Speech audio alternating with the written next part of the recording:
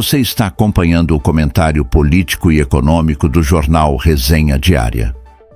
Recentemente, o ministro da Fazenda, Fernando Haddad, voltou aos holofotes com uma declaração que desafia a lógica contábil.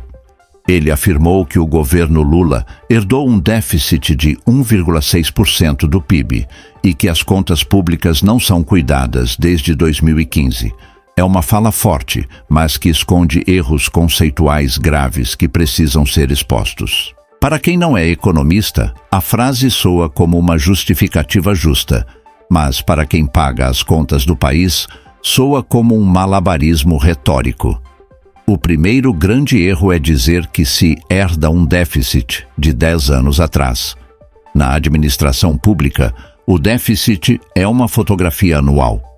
É o resultado de quanto o governo arrecadou menos, o quanto ele gastou em 12 meses. Dizer que o buraco de hoje é culpa de 2015 é o mesmo que você culpar o antigo dono da sua casa pelas contas de luz que você deixou vencer no mês passado.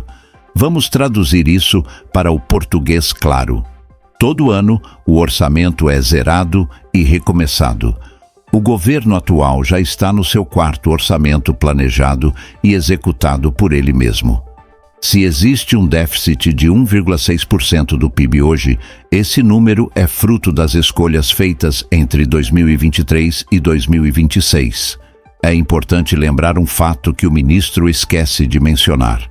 Em 2022, o Brasil entregou um superávit primário de mais de 54 bilhões de reais. Ou seja, as contas fecharam no azul antes desta gestão assumir. Portanto, não houve herança de déficit. O que houve foi uma escolha política de gastar mais.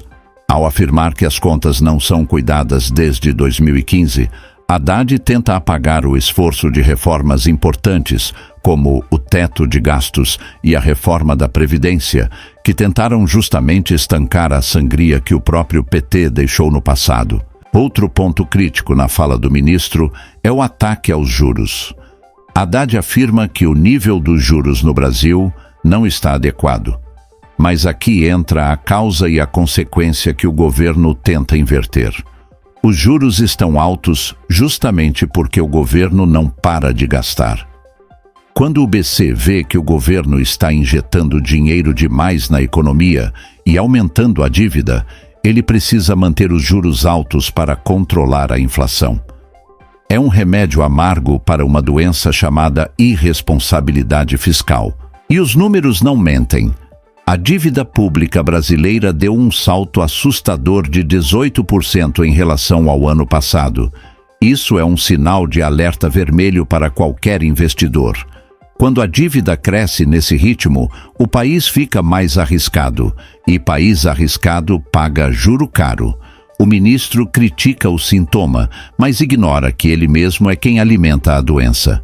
A fala de Haddad sobre reconstruir as contas públicas soa contraditória quando olhamos para a prática. Reconstruir significaria cortar privilégios, reduzir ministérios e otimizar o gasto. Mas o que vimos foi o oposto. Vimos a criação de novas estruturas e um aumento real de gastos acima da inflação.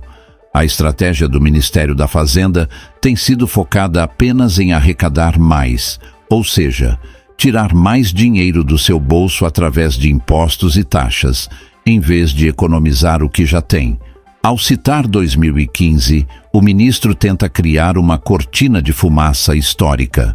Ele quer que você acredite que o governo é um herói tentando consertar um vaso quebrado há uma década, quando, na verdade, os novos cacos no chão foram produzidos pelas decisões econômicas de agora, baseadas em uma visão de centro-esquerda que acredita que o Estado deve ser o motor da economia a qualquer custo. Para encerrar, fica a provocação para o ouvinte. Se a conta zera todo ano e o governo anterior entregou a casa no azul, como podemos aceitar a desculpa da herança em pleno 2026? A verdade é que o governo está acuado pelo mercado e pela realidade dos números. Aumentar a dívida em 18% em um ano é um caminho perigoso que leva à desvalorização da nossa moeda e ao empobrecimento da população. O papel de um ministro da Economia deveria ser o de passar confiança com números reais, e não com narrativas políticas para ganhar tempo.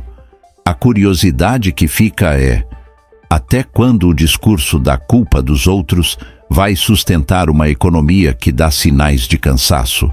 Para continuar entendendo o que acontece por trás dos discursos oficiais, siga o jornal Resenha Diária nas redes sociais. Aqui, a notícia é analisada com seriedade. Até a próxima análise.